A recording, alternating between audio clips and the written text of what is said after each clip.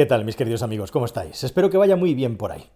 No ha trascendido, no ha sido muy público, pero te tengo que constatar y descubrir, si no lo has leído, que en las últimas semanas ha habido auténtico pánico dentro de la industria del automóvil por un problema muy serio que se podía estar acumulando en la cadena de suministro, salvo para los que han hecho buenas previsiones. Y me estoy refiriendo a la amenaza china de cortar el suministro de tierras raras a los fabricantes de automóviles de Estados Unidos de América, y aunque veladamente no le ha prohibido la venta de este producto con fecha de caducidad, como digamos un intercambio de impresiones a la hora de negociar aranceles, lo cierto es que en la Unión Europea ha habido muchos fabricantes que se han empezado a poner muy nerviosos también viendo lo que estaba pasando en Estados Unidos de América y cómo de repente tenían noticias de los proveedores que procesan las tierras raras para la fabricación de distintos componentes, de ver cómo los requisitos, los trámites burocráticos, en definitiva todo lo que es la cadena de suministro también por la parte administrativa, se comenzaba a ralentizar en lo que se refiere a las tierras raras. Un problema que algunos expertos ya comentaban que en caso de que acabara provocando una crisis podía ser peor incluso que la crisis famosa de los microchips, que hizo que escasearan los coches y también subieran los precios enormemente. ¿Qué está pasando? Bueno, pues todo esto forma parte de una negociación y también de una guerra subterránea en la que China intenta presionar con guante de seda siempre y con una sonrisa en la cara, pero en definitiva China está jugando sus armas por debajo para que en nuestra región, en nuestro territorio, la Unión Europea, deje de poner aranceles a los coches eléctricos chinos. ¿Y sabéis qué? Que la cosa ha llegado a tal punto en la negociación que yo puedo afirmar, o me lanzo a la piscina a decir, que probablemente antes de que termine el año 25 y arranque el 26, coincidiendo con el final de año, si no antes, pero coincidiendo con el último trimestre del año, probablemente la norma de los aranceles de los coches eléctricos chinos que ha puesto la Unión Europea, con sobrecostes de hasta el 35% directamente por pasar por aduana, se va a eliminar por otro sistema y se va a firmar un acuerdo entre los dos países. Esto es lo que está pasando y esto es lo que va a pasar. Bueno, como sabréis de sobra si seguís el canal, Europa impuso unos aranceles a los automóviles chinos puramente eléctricos, es decir, coches sin tubo de escape, para dejarlo claro y para entendernos. Y con esta actividad, con este movimiento, lo que hizo es intentar proteger a la Unión Europea y a los fabricantes de la Unión Europea para que tengan tiempo de poder desarrollar sus coches eléctricos y específicamente los coches eléctricos de menor coste que justamente ahora están empezando a aparecer, y en el año 26-27 veremos una hornada nueva de coches eléctricos, sobre todo pequeños europeos, que están empezando, mejor dicho, terminándose de desarrollar actualmente, como pueden ser el Volkswagen ID2 o como puede ser el Renault Twingo. La cosa se va a animar bastante, ya se está animando mucho en los próximos meses y años. Bueno, la cuestión es que, por cierto, esto ha provocado que en algunas regiones y algunos estados, y específicamente España, la medida de hacer que los coches eléctricos chinos sean artificialmente más caros ha provocado una aceleración de la penetración de los fabricantes chinos, igualmente, como digo, en algunas regiones y específicamente en España. ¿Por qué? Porque muchos fabricantes chinos querían meter coches eléctricos a toda caña en nuestro continente y específicamente en nuestro país, pero cuando vieron que en nuestro país no se compraban coches eléctricos y ellos tenían la necesidad y el interés de seguir vendiendo coches, crecer en nuestros mercados, más después del cariz que ha tomado la industria del automóvil en China en las últimas semanas y meses. Sobre eso tenemos un vídeo que te voy a publicar aquí para que lo puedas ver al final de con el tema de la guerra de precios allá en China. Bueno, en definitiva, a China le interesa mucho vender fuera y, viendo que no se vendían coches eléctricos, antes de los aranceles ya tomó la decisión de empezar a vender otro tipo de coches que no fueran eléctricos, sino los coches que aquí se compran, que son básicamente subs de menos de 30.000 euros o en la frontera con un pie puesto a la gama fuera del rango de los 30.000 y otro pie por la parte de arriba puesta entre los 32.000-33.000 euros. Por ahí se juega la parte más importante del pastel de nuestro país y es por ahí precisamente donde los chinos han acelerado para hacer daño al mercado, y ahora tenemos, bueno, pues que no hay hueco para todos, porque a la llegada del producto japonés en los 80, se sumó la llegada del producto coreano en los 90 y en los primeros 2000, y ahora en la tercera oleada llega el producto chino.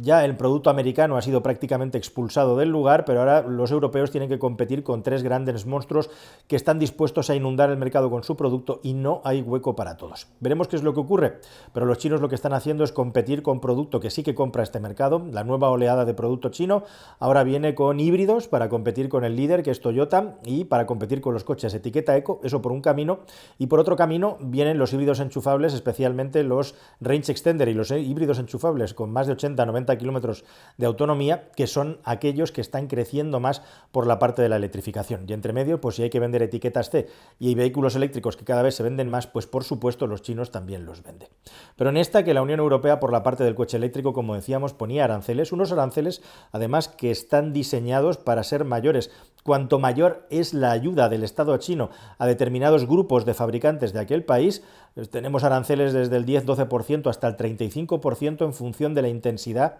que el Estado chino pone a la hora de subvencionar a determinados fabricantes. Además, con el extra de que algunas de estas compañías efectivamente no solamente están subvencionadas por el Estado chino, sino que además no cotizan en bolsa, no tienen la necesidad ni siquiera de rendir cuentas y en definitiva pueden hacer lo que les dé la gana con su producto y con sus cuentas. Y en estas que Europa impone estos aranceles que efectivamente han ralentizado bastante la venta del producto chino, quizá el gran ganador de este movimiento, siempre pensando solamente en los coches eléctricos, que como sabéis son una fracción pequeña pero cada vez más importante en el mercado, han sido los fabricantes europeos más grandes y específicamente Volkswagen, que ahora mismo es líder en la venta de producto eléctrico en Europa. Y claro, cuando hay regiones en las que ya se vende un 20 o un 25% de coches eléctricos puros, ya estamos hablando de una parte del mercado muy importante y relevante. Así que esa medida de la Unión Europea ha hecho daño a los fabricantes chinos y precisamente por eso, cuanto menos coche eléctrico puro se vende en un país, actualmente en Europa más producto chino se ve por la calle. Verbigracia España. Aquí en España nos están inundando precisamente con el producto que no es eléctrico. Pero ¿qué es lo que ocurre? Que China está intentando convencer a la Unión Europea para que en lugar de poner aranceles a sus productos, una tasa fija, se cambie el mecanismo y lo que está hurgando y lo que está peleando y lo que poco a poco parece que va consiguiendo China es un mecanismo nuevo en el que aquí en Europa, en Occidente, donde se supone que somos amigos del libre mercado, Europa imponga unos precios mínimos a los productos chinos. Es decir, que en una determinada categoría, ya veremos cómo se mide esto, si por tamaño, si por potencia o cómo, pero en una determinada categoría un coche chino no podría tener un precio por debajo del precio que se acordara, o sea, precios acordados, lo cual va verdaderamente en contra de la libertad de mercado, así para empezar, ¿no?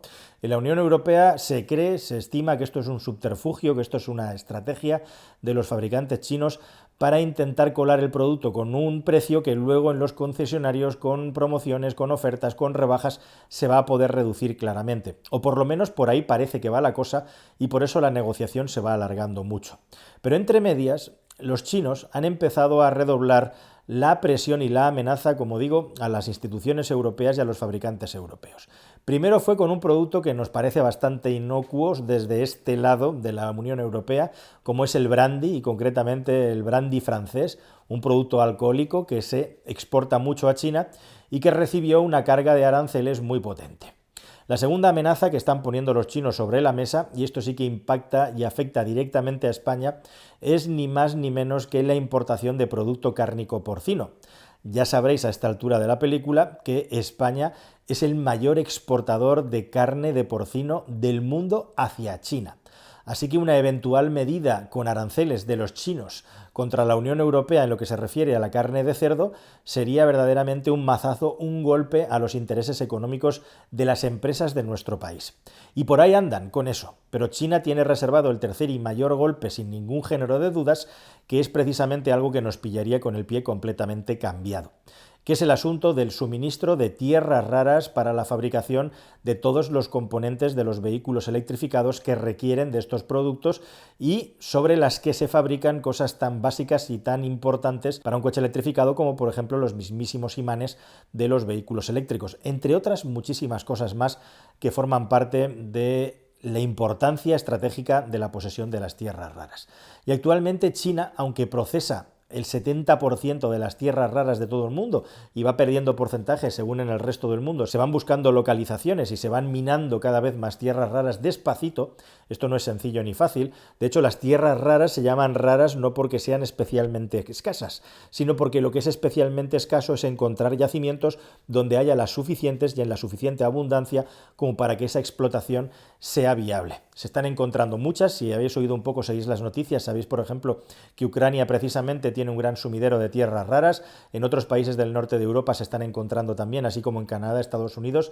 En definitiva, todos los países que tienen un territorio mínimamente grande y una tecnología de minería lo suficientemente grande van encontrando por ahí yacimientos de tierras raras, pero esto lleva un escalado y lleva un tiempo, como con el litio. Y luego está el asunto del procesado. Aunque China tiene la capacidad de minar el 70% de tierras raras a fecha de hoy, según publico este vídeo, su capacidad de procesado y del mercado de las tierras raras se acerca peligrosamente al 90% del mercado. O en resumen y en definitiva, China puede directamente bloquear el mercado del vehículo electrificado si les da por dejar de vender tierras raras a los suministradores que a su vez suministran a los fabricantes europeos de automóviles, estadounidenses y donde sea. Y esa es la presión final, ese es el dolor final y hacia dónde va China si finalmente no hay un acuerdo en lo que se refiere a los aranceles de los vehículos eléctricos que inicialmente han aceptado, pero que no van a estar por la labor de aceptar mucho tiempo más. La presión se va a ir redoblando y especialmente a la vuelta del verano y a partir de septiembre, si no hay un acuerdo, probablemente China empezará a ejecutar un umbral del dolor superior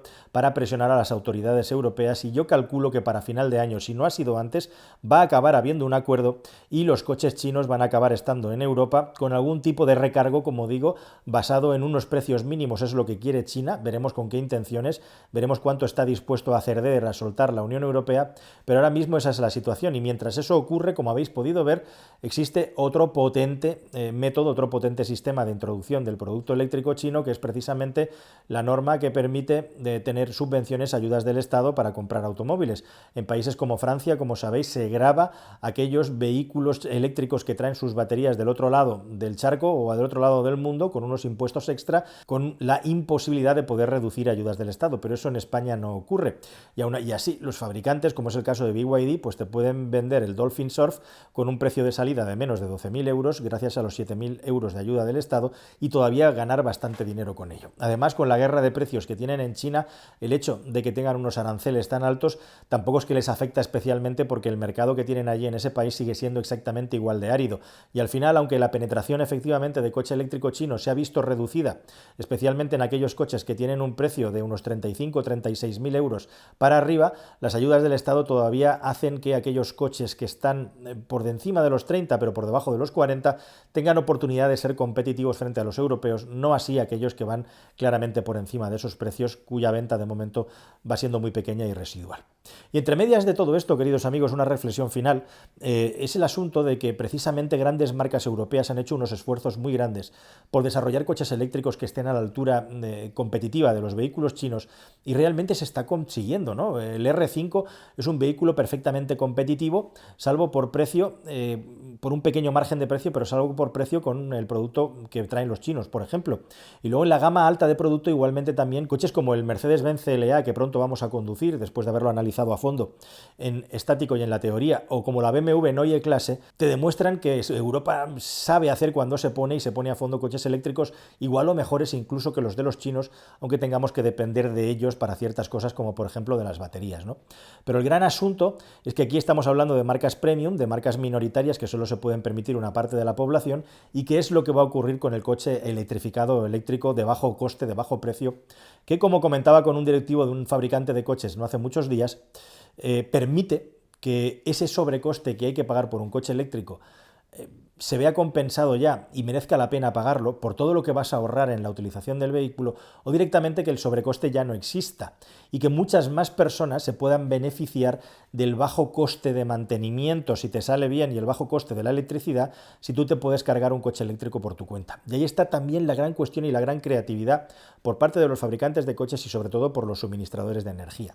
Queridos amigos, ¿qué le vais a ofrecer a la gente para todo aquel que no puede cargar el coche en su garaje porque no tiene o no se puede permitir en ese lujo para poder cargar su coche a un precio que no sea tan abusivo, que no sea tan alto como el de los cargadores de corriente continua que nos encontramos por ahí por la carretera? ¿De qué manera se va a poder incentivar a los compradores de los coches de que efectivamente se pueden beneficiar de los bajos costes de la electricidad para todas aquellas personas que no pueden tener su propia tarifa en casa? Esa es la gran pregunta y el gran elefante en la habitación que le queda encima a los fabricantes de coches y también a las eléctricas a medida que los costes de adquisición de un automóvil eléctrico cada vez se van popularizando más y más capas, estratos de la población tirando hacia abajo son capaces de acceder a ellos. Ahí dejo la pregunta, queridos amigos, ¿vosotros qué opináis? Espero que todo esto os parezca muy interesante y como os he dicho, si os parece, os dejo aquí con el siguiente vídeo para que el que quiera se pueda seguir informando e ilustrando sobre estos temas.